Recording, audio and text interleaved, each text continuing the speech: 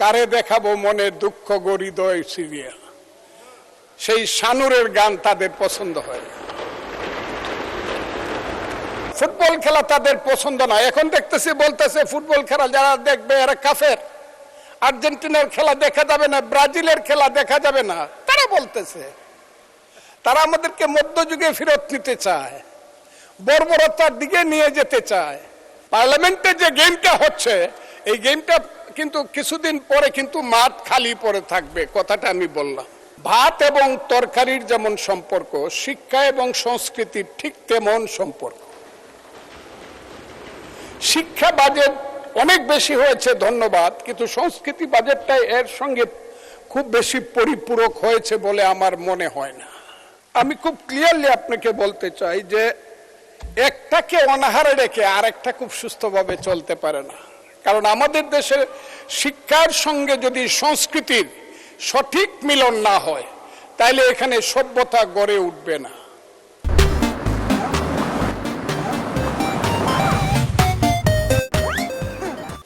আমার এক বন্ধু জামাতে ইসলামের, উনি চলে গেছেন, উনি নিজেকে মুক্তিযোদ্ধা দাবি করেন, সাতক্ষীরার এমপি।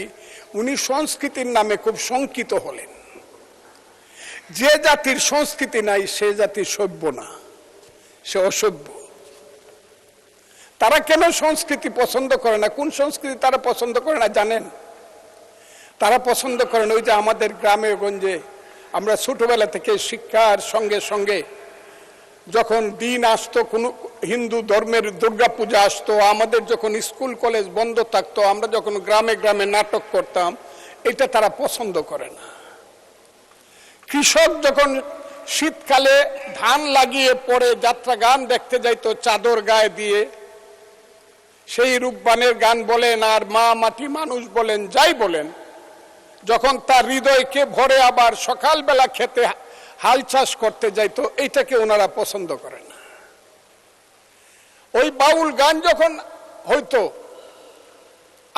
আমার মতো কথা আমি বলি, কারে দেখাবো মনের দুঃখ গো হৃদয় সিরিয়া, সেই শানুরের গান তাদের পছন্দ হয়।